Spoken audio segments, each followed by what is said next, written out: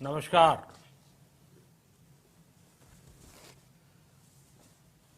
Corona वैश्विक महामारी के खिलाफ लड़ते लड़ते अब हम अनलॉक 2 में प्रवेश कर रहे हैं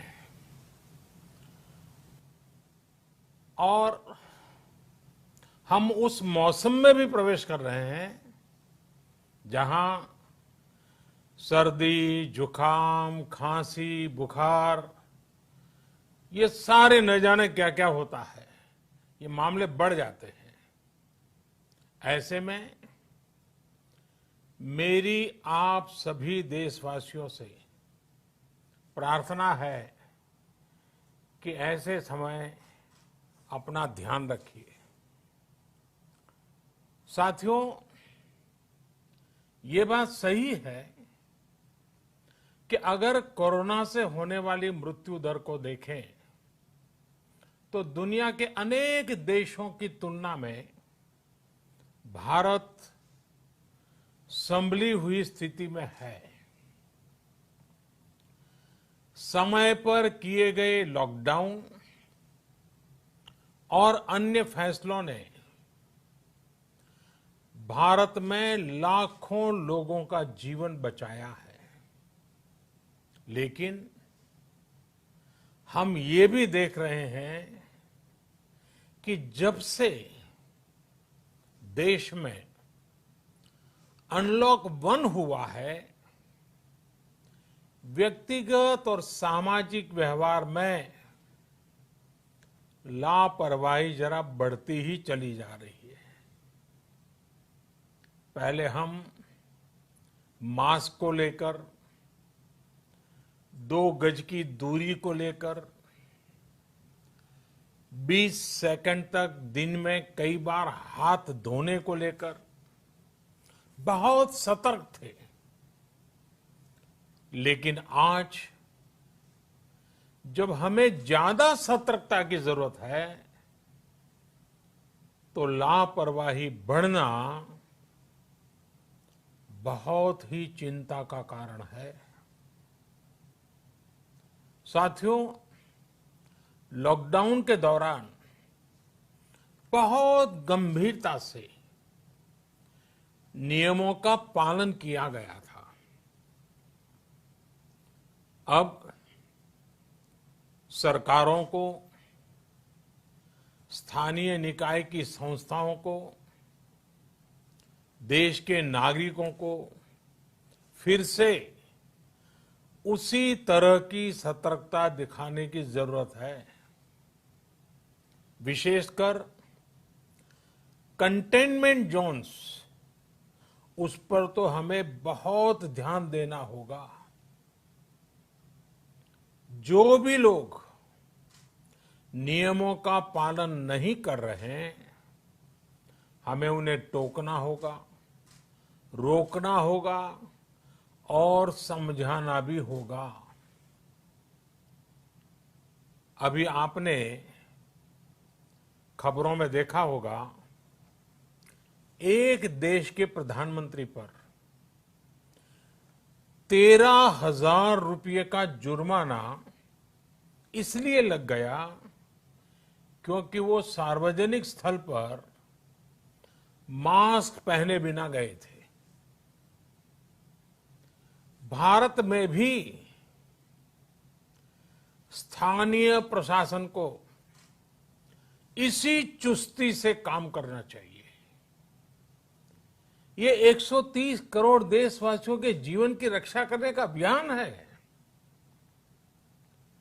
भारत में गांव का प्रधान हो या देश का प्रधानमंत्री, कोई भी नियमों से ऊपर नहीं है। साथियों, लॉकडाउन के दौरान देश की सर्वोच्च प्राथमिकता रही ऐसी स्थिति न आए कि किसी गरीब के घर में चूल्हा न जले। केंद्र सरकार हो, राज्य सरकारें हो, सिविल सोसाइटी के लोग हों, सभी ने पूरा प्रयास किया कि इतने बड़े देश में हमारा कोई गरीब भाई बहन भूखा न सोए। देश हो या व्यक्ति, समय पर फैसले लेने से, संवेदनशीलता से फैसले लेने से किसी भी संकट का मुकाबला करने की शक्ति अनेक गुना बढ़ जाती है। इसलिए लॉकडाउन होते ही सरकार प्रधानमंत्री गरीब कल्याण योजना लेकर आई। इस योजना के तहत गरीबों के लिए 2.25 लाख करोड़ रुपए का पैकेज दिया गया। साथियों, बीते 3 महीनों में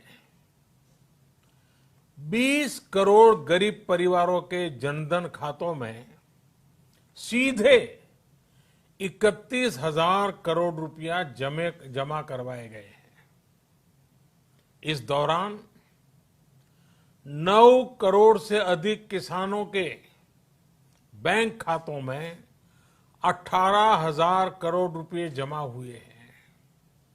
इसके साथ ही गांवों में श्रमिकों को रोजगार देने के लिए प्रधानमंत्री गरीब कल्याण रोजगार अभियान तेज गति से आरंभ कर दिया गया है।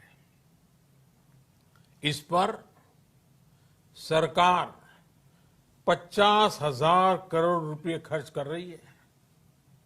लेकिन साथियों, एक और बड़ी बात है जिसने दुनिया को भी हैरान किया है, आश्चर्य में डुबो दिया है। वो ये कि कोरोना से लड़ते हुए भारत में 80 करोड़ से ज्यादा लोगों को 3 महीने का राशन, यानी परिवार के हर सदस्य को 5 किलो गेहूं या चावल मुफ्त दिया गया। इसके अतिरिक्त प्रति परिवार हर महीने 1 किलो दाल भी मुफ्त दी गई। यानी एक तरह से देखें तो अमेरिका की कुल जनसंख्या से 2.5 गुना अधिक लोगों को, ब्रिटेन की जनसंख्या से 12 गुना अधिक लोगों को और यूरोपियन यूनियन की आबादी से लगभग 2 गुने से ज्यादा लोगों को हमारी सरकार ने मुफ्त अनाज दिया है। साथियों, आज मैं इसी से जुड़ी एक महत्वपूर्ण घोषणा करने जा रहा हूं। साथियों, हमारे यहां वर्षा ऋतु के दौरान और उसके बाद मुख्य तौर पर कृषि क्षेत्र में, एग्रीकल्चर सेक्टर में ही ज्यादा काम होता है। अन्य दूसरे सेक्टरों में थोड़ी सुस्ती रहती है। जुलाई से धीरे धीरे त्योहारों का भी माहौल बनने लगता है।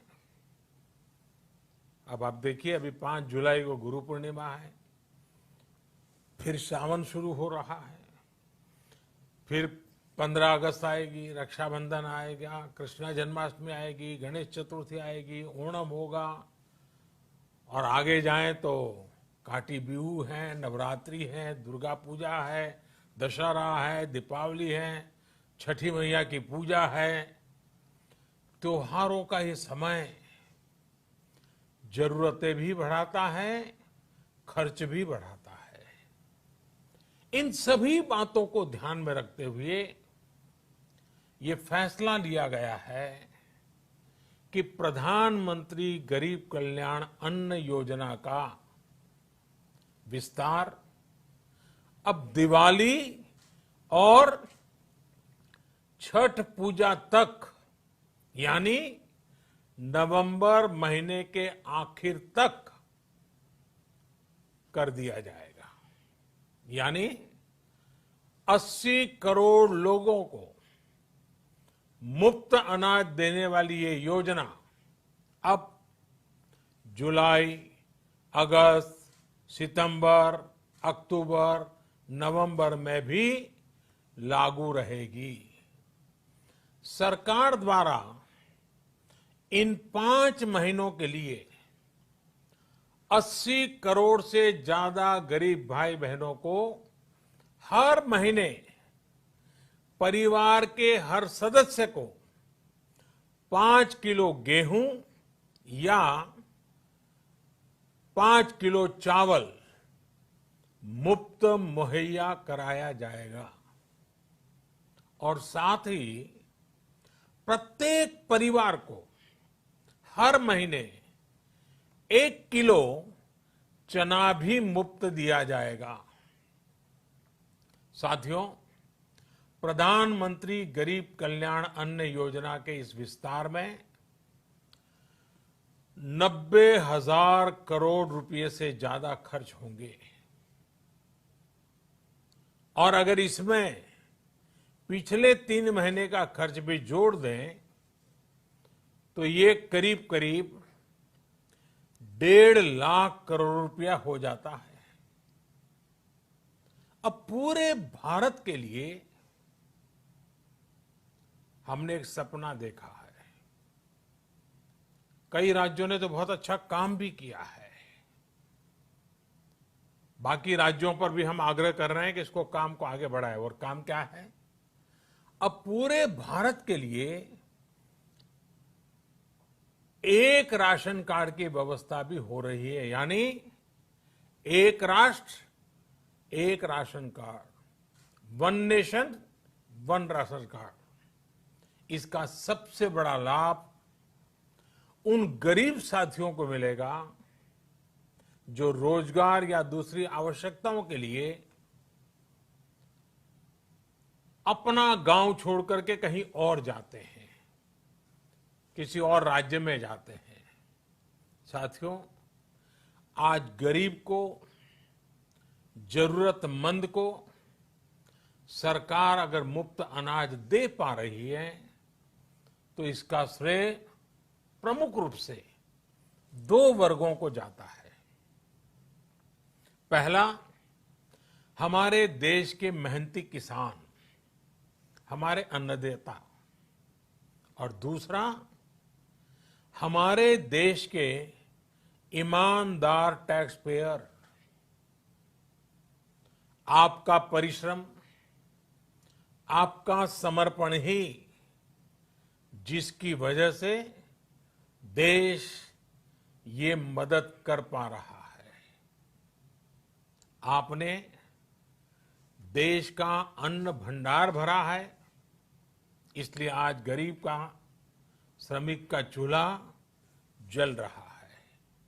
आपने ईमानदारी से टैक्स भरा है, अपना दायित्व निभाया है, इसलिए आज देश का गरीब इतने बड़े संकट से मुकाबला कर पा रहा है। मैं आज हर गरीब के साथ ही देश के हर किसान, हर टैक्स पेयर का हृदय से बहुत बहुत अभिनंदन करता हूं, उन्हें नमन करता हूं। साथियों, आने वाले समय में हम अपने प्रयासों को और तेज करेंगे। हम गरीब, पीड़ित, शोषित, वंचित हर किसी को सशक्त करने के लिए निरंतर काम करेंगे। हम सारी एहतियात बरतते हुए इकोनॉमिक एक्टिविटीज को और आगे बढ़ाएंगे। हम आत्मनिर्भर भारत के लिए दिन रात एक करेंगे। हम सब लोकल के लिए वोकल होंगे। इसी संकल्प के साथ हम 130 करोड़ देशवासियों को मिलजुल करके संकल्प के साथ काम भी करना है, आगे भी बढ़ना है।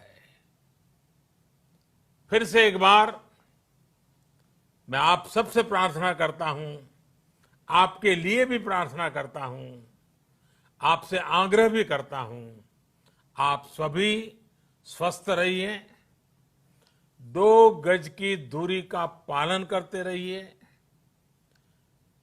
गमछा, फेस कवर, मास्क ये हमेशा उपयोग कीजिए, कोई लापरवाही मत बरतिए। इसी आग्रह, इसी कामना के साथ मैं आप सभी को बहुत बहुत शुभकामनाएं देता हूं। धन्यवाद।